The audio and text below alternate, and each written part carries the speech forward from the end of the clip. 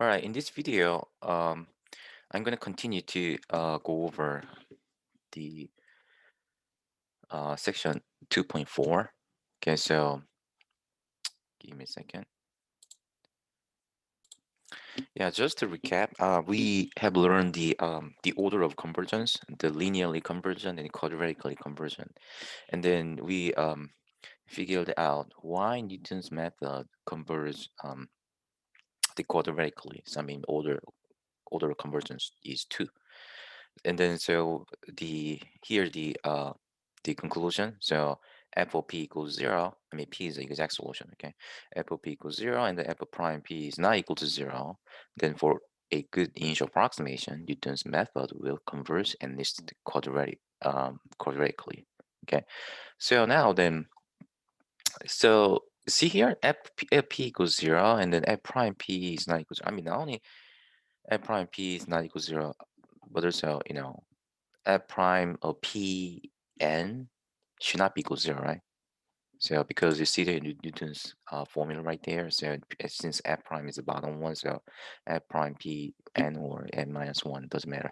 This one should not be 0. So now let's see. So now we're gonna see multiple root. I mean, why? Because uh here, what if, f prime p equals 0? Okay, so Newton's method and secant method will generally give problems if f prime p equals 0.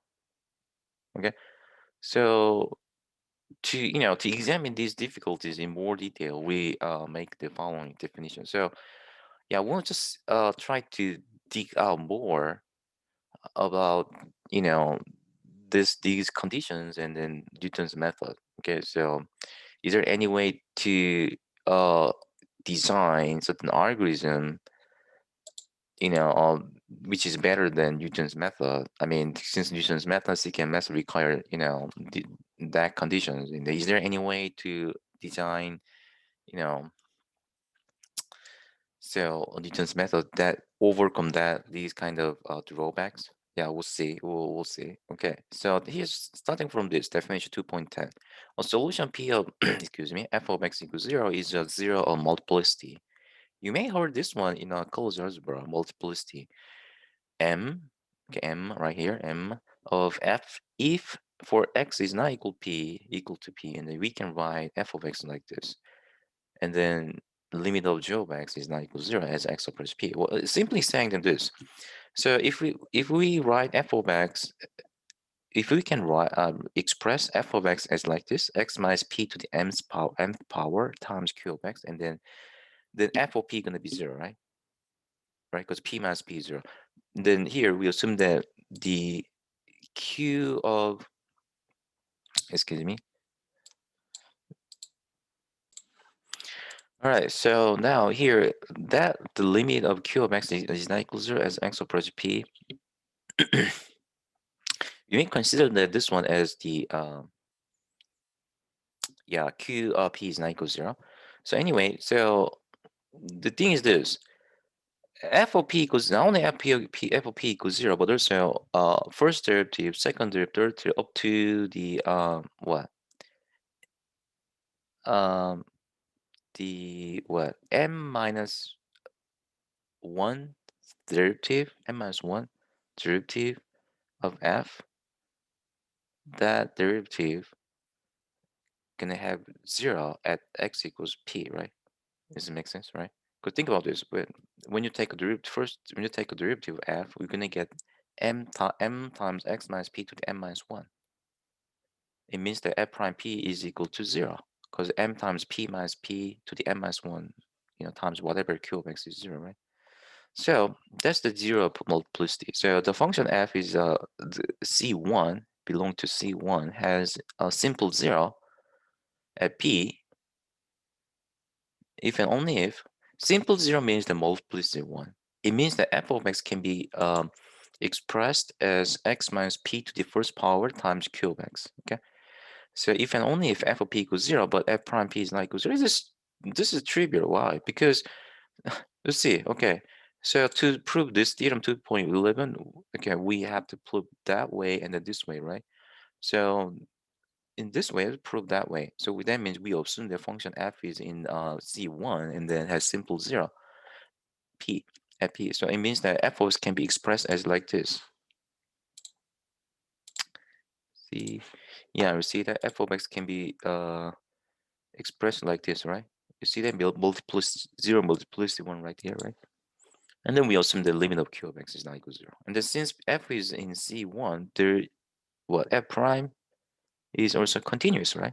So we take a derivative, okay, and then p is in q, you see that p is in a open interval a comma b. So f prime p, you see f prime p is equal to limit of f prime as x approach p. Yeah, it makes sense, right? Because f is continuous. Remember that definition of continuous? Okay. So now then, what's f prime? Is using the product rule for derivative, we're gonna get this q of x plus x minus p times q prime, right? Okay. Now what? So now then, x approach p. Okay. Then you see that q of x is also continuous, right? Okay. And then d what? I don't know what if q prime is continuous, but definitely what x minus p is continuous. So the limit of q of x and the limit of x minus p 0, right? As x approach p. So we're gonna get this limit of q of x as x approach p. That is not equal to 0. That's the what? That's from the definition of the 0 multiplicity. We have yeah, we saw that, you know. So now then the see the proof is done, right? You see that? Then the limit of q of x as x over p is not equal to 0. It means that f prime p is not equal to 0, but f of p is 0. Okay.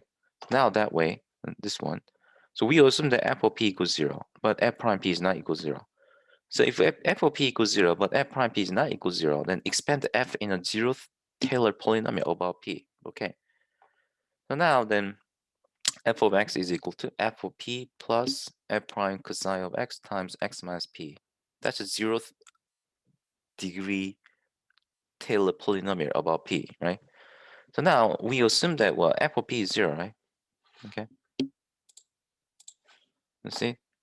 F of p equals 0, but f prime, that's the assumption, okay? And then what we want to show that? We want to show that what? That function f is in C1 and what? Um, the what? F has a simple 0 at p, right? But the what? F prime is 0, and this assumption, it's obvious that f is continuous. Why? Why? Because there f prime, you see that assumption f prime p is not equal to 0, it means that there exists the derivative, right? So every if function is derivative, then what? The function is continuous. That's from the calculus one. So we don't have to show that f is in C1, okay? Because the existence of derivative means that what function is in C1. Now, what we have to show that function f has simple 0 at p, okay? So then we expand f in a 0th degree Taylor polynomial, which is this, okay? Now, let's see. We assume that f of p is 0, so that one's gone. This is 0, okay? Now we got this, right? And then what? We take a limit. The limit of f prime, you can see the limit of f prime cosine x as x approach p. Then since what f prime is what? Continuous, right? Because f is in C1, right? Okay. So now then the limit of f prime, we can put limit, apply limit inside of f prime, so which is this. Okay. But you see that x approach p. What if x approach p? You see x approach p means that open interval approach just one single point p. It means that cosine x approach p. So we got f prime p, right? But we assume that what f prime is not equal to 0. Because of that assumption, f prime p is not equal to 0. Okay. So now,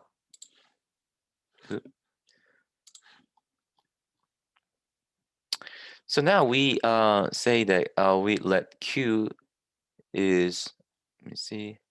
Okay, q is Q is defined by f prime, composition of f prime and psi.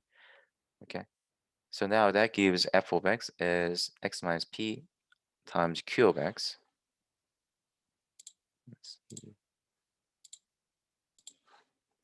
So now you understand that here. So okay, so we express f of x by Taylor polynomial expansion. We got this one, and then we show the limit of f prime of q of x, limit of f prime q of x, limit of f prime of psi of x. I'm sorry, is not equal to 0. So now we can consider that f prime of psi x as what, q of x. Okay, so now we see f of x is equal to x minus p times q of x. So this is exactly same form as the what? The function with simple 0 at x equals p, right? You see that? So the function f of x has what? Simple 0. This makes sense? Okay. So now, if you don't understand that here, if you don't understand, please look at the this one. You see definition. See that? Simple 0 multiplicity. In special case m equals 1, then f of x has the form x minus p times q of x. So we just got this one, x minus p times f prime psi of x, and then this considering f prime of x psi x as what? Q of x. The limit of q of x is not equal to 0. We just showed that. So the f of x has simple 0. Proof is done. Okay, theorem 2.11.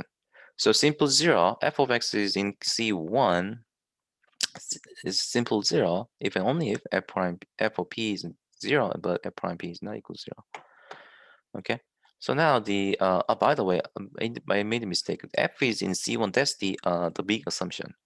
Okay, in the proof we show that f is under that assumption. In either cases, either a direction, this direction, that direction, either the directions, we assume that f is in C1. Okay, sorry about that. I made a mistake. Okay, so in that direction, we didn't have to prove that f is in C1. Okay, because that's a big assumption. So now then the general version of theorem 2.11. So the function is Cm. That's what function is continuous up to mth derivative. Okay, has 0 multiplicity m at p, no point of a comma b, if and only if f of p through the f to the m minus 1 derivative equals 0. But f of m's derivative, f mth derivative is not equal to 0 at p. Okay, so now let's look at this. I mean, so let's see. Um, give me a second. Theorem 2.11. So in this definitions, okay. So definition in this definition, we adding the what? I mean, in theorem 2.11, yeah. So f is in C1, right? But what if we say that f is in Cm, and then not simple but 0 multiplicity m? Okay. So that's the way to generalize the theorem 2.11. And then so we got this. I mean, I told you this doesn't make sense, right? Okay. So why? Because I told you here, I mean this the definition. Yeah, f is a Cm and it has a 0 multiplicity. That means we can express f of x as what? As the x minus p, okay, to the mth power times q of x, right? Q of x. Okay, see him right here. Okay. Yeah, so you see that here? I mean, then what? Under that assumption, f is in Cm. Then the first derivative f at x equals p 0. Second derivative at x equals p 0 up to what? M minus 1th derivative at x equals p gonna be 0, right? What if m's derivative? M's derivative what? X minus p to the m's power gonna be what? That one. We're gonna get the what? M factorial what? M factorial, right? You see? You don't get it? So first derivative, we're gonna get the what? M times f prime gonna be what? M times x minus p to the m minus 1, And the f second derivative, we're gonna get what? M times, right, m minus 1, right, through this. Then what? F to the m's derivative gonna be what? M factorial, right? M factorial and then q of x, isn't it? But we know that q of p is not equal to 0. So f of m's derivative at p is not equal to 0. Okay. So now,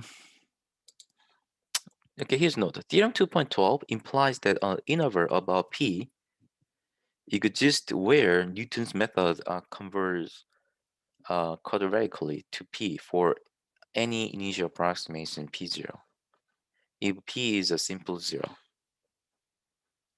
Do you understand that? Simply, I mean, you remember that if f of p equals 0 and then f prime, but f prime of p is not equal to 0, then Newton's method converges quadratically and least for any initial approximation. That was a conclusion, the um the previous, the part, right? So so in theorem 2.12, let's say m equals 1. Okay.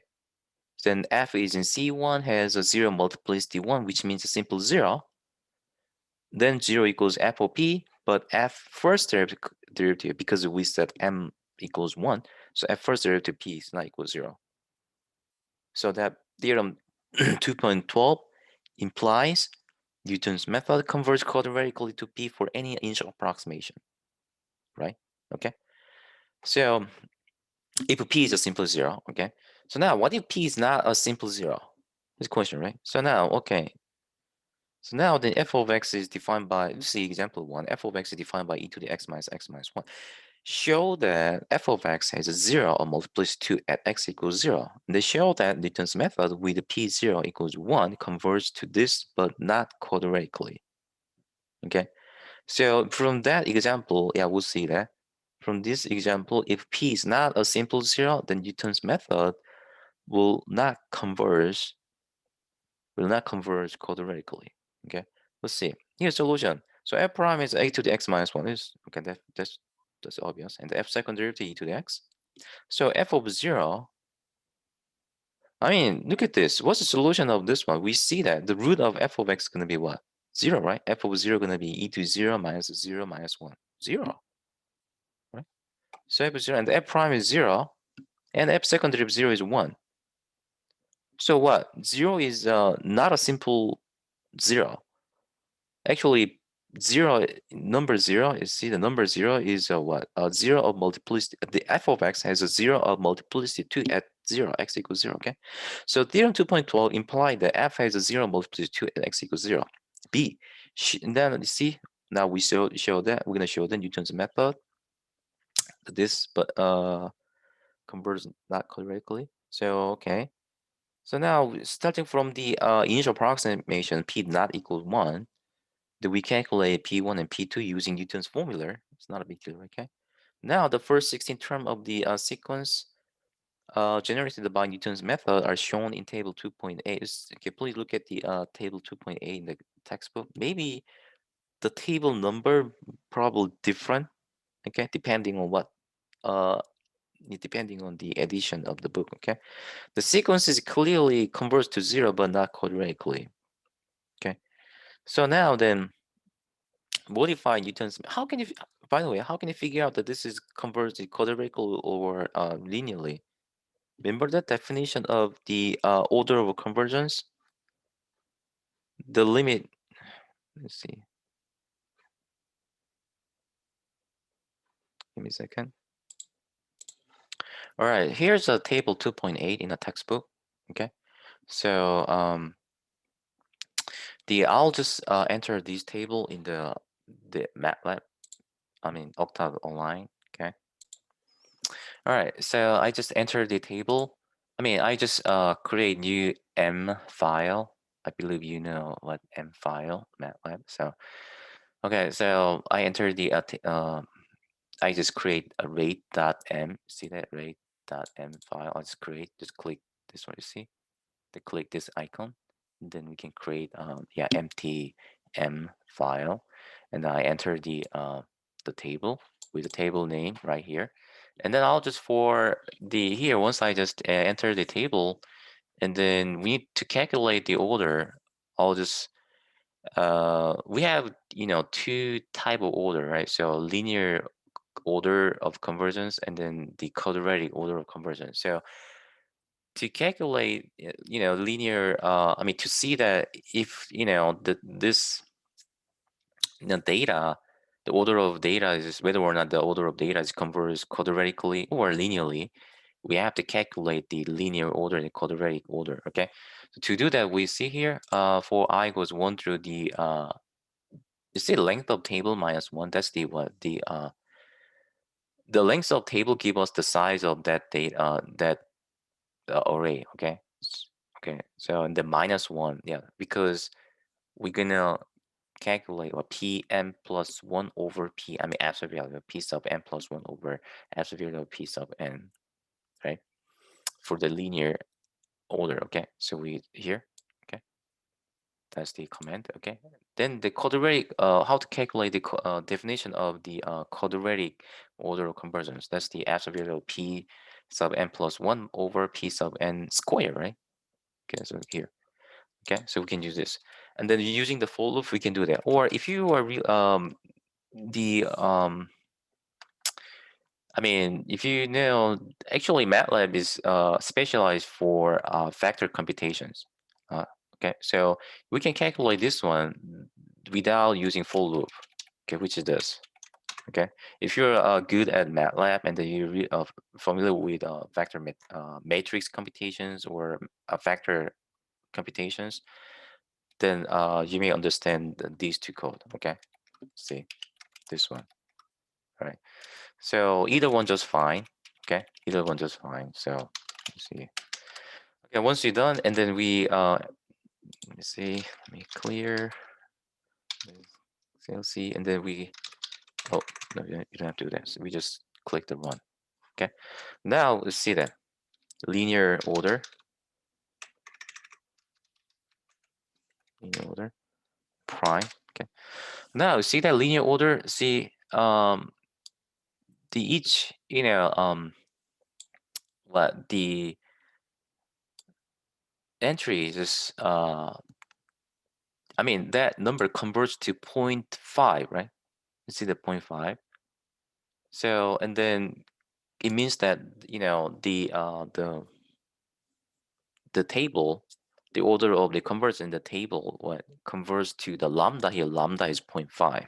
Okay. What about the quadratic order?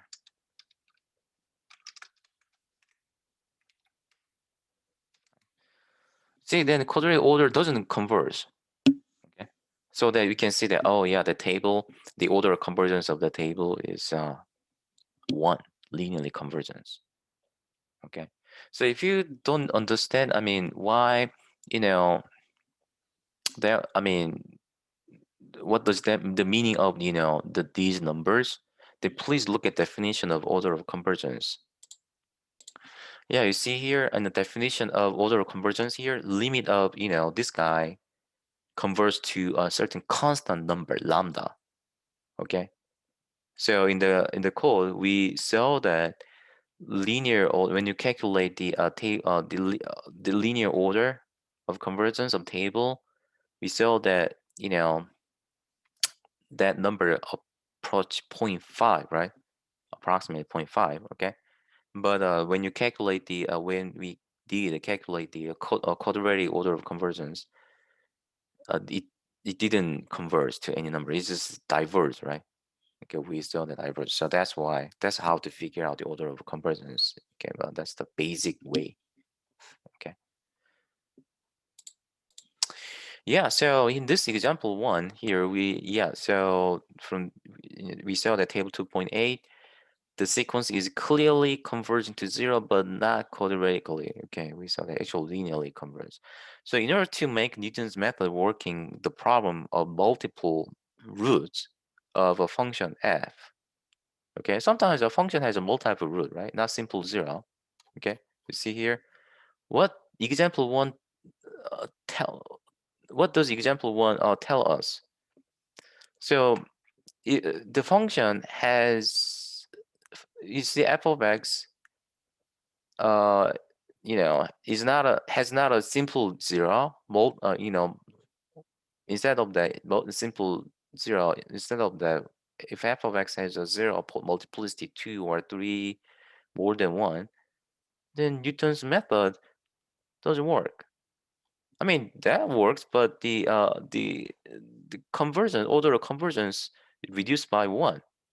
Okay, so that's a problem. So how can we um, how we want to modify the Newton's method that works the problem having the multiple root. Okay, so to do that, you see here. So first one, we define mu as f over f prime, and if p is a zero of f or multiplicity m, that's problem, right? With f of x, yeah. So p is a zero of f or multiplicity m. That means what? F of x can be expressed as x minus p to the m's power q times q. Now we're gonna find out mu by plugging x minus p to the m's power times q in top and the bottom. Okay, you see that here bottom is the derivative of f. Okay, so right here, so that's the what? The derivative of this one. Okay, let's see. So now then, so and then simplify. You see the x minus p to the m minus 1th the power is a common factor in top and bottom. So canceling out them. So we're gonna get this. Now this one has what? You see this one has a 0 at p, right? Why? Because f of p equals 0 and the f prime p is 0 because p is a 0 of f of multiplicity m. M is greater than 1. Okay, so now however, QOP is not equal 0, okay? So QOP is not 0, and the Q prime P is also, you see, give me a second. So right here, oh yeah. So right here, this is not equal 0. Okay, that's not equal 0. So whether or not this is 0, still that fraction is not equal 0, right? So mu of P equals 0 because P minus P is 0, right? Because of this term, okay? So now then here, so plug in p into x. Let's figure out mu of p. Okay, this is mu of p is 0. I'm sorry. So now then let's figure out this fraction. So q of p over n times q of p plus p minus p times q prime p is 1 over n because the p minus p the term go and the q of p is cancel them out because of the q of p is common factor. So we're gonna get 1 over n. And p is a simple 0 of mu of x. Okay, so in a view of mu of x, okay, in view of mu of x, that fraction is not equal 0 at x equals p, and the x minus p is going to be 0 at x equals p. So mu of x is going to be simple 0. P is a simple 0 of mu of x. And then by theorem 2.11, okay, by 2.11, mu prime p is not equal 0. So Newton's method converts to p quadratically for mu of x equals 0. Okay, so if you don't remember what theorem 2.11, please go back to theorem 2.11. Okay, so that's the key. Now the Newton's method can then be applied to mu of x to give this. Let's see the q of x. Now you see, let me see.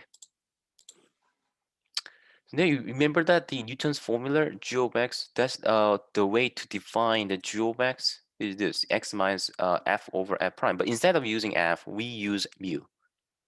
Okay, you see why? Because mu of x has 0 at p, right? P is 0 mu of x, and then mu prime p is not equal 0, which is exactly the same conditions as the f of p equals 0, f prime p is not equal 0, right? So we're going to replace f by mu, okay?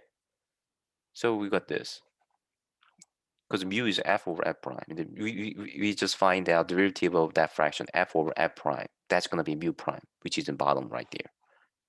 And then x minus, so simplifying this, we're going to get this. Here's the pros and cons. g of x will be quadratic convergent regardless of the multiplicity of the zero of f. So it means that for any function, whether or not f is p is a zero, simple zero, or zero multiplicity m, okay, that method is that method is called the Hollis method. Okay, let's see. Oop, it's called the Halley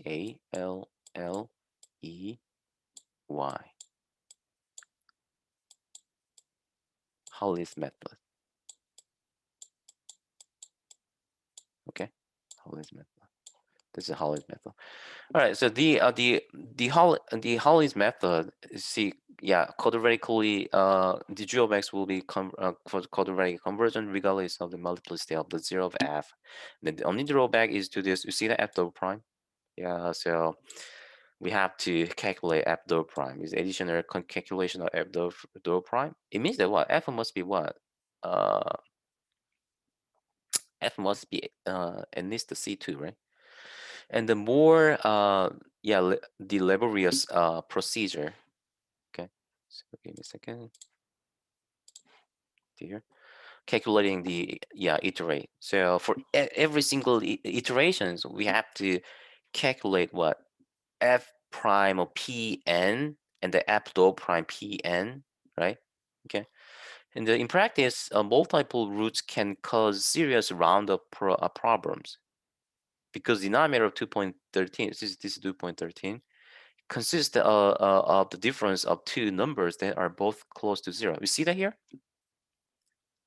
F prime p, well, as the sequence of approximation, Pn series, Pn approach the exact solution, P1, P2, P3, as P1 to Pn approach the P, F prime Pn approach zero, and then F dou prime approach zero, right? Okay, you see? Okay. So now then also, let's see. Also f of p approach zero, right? More of that, this difference approach zero too. Okay. So the denominator, if the denominator is getting really close to the zero, then that fraction approaches infinity, right? So that is called round-off problems. Okay. Even though this guy, the numerator approaches 1 to a certain non-zero real number, if the denominator approaches zero, then that fraction just goes to infinity. Okay, so that's the called the round of problems. Okay, so multiple root can cause serious round of problems. So now the example two, let's see. In example one, it was shown that f of x has zero multiplicity 2 at x equals 0, and then Newton's method with p01 approach 0, but not quadratically. Show that the modification Newton's method as given in equation 2.13 improve the rate of convergence. So now instead of we can apply modify Newton's method in the problem in example one. Okay, so instead of using f of x, we use the formula 2.13, the Hollis formula. Okay, using the Hollis formula. So then you can see the result is in table 2.9, and then please the calculate the rate of the order of convergence of table 2.9. What I did in the Octave online, I just showed that, right? So please check that and then also please implement your modify Newton's method into that problems too. Okay, so now then you can see that what then modify Newton's method. I mean the approximate solution obtained by modify Newton's method has the order of convergence 2. Okay, so then here, give me a second. So and then yeah, so the for last one, the following illustrate that the modified Newton's method converges quadratically even when in the case of simple zero. Yeah, Hollis method works for I mean modified Newton's method. It's nothing but Hollis method. Okay, that was also work the function has simple zero. Okay, so there's a try to solve the problems using user code. Okay, so that's the formula. Okay, for that problems for each Newton's method and the modified Newton's method. Okay, and that's the first three the sequence of approximation. Okay, so that's for 2.4. Okay, um, so let me stop here.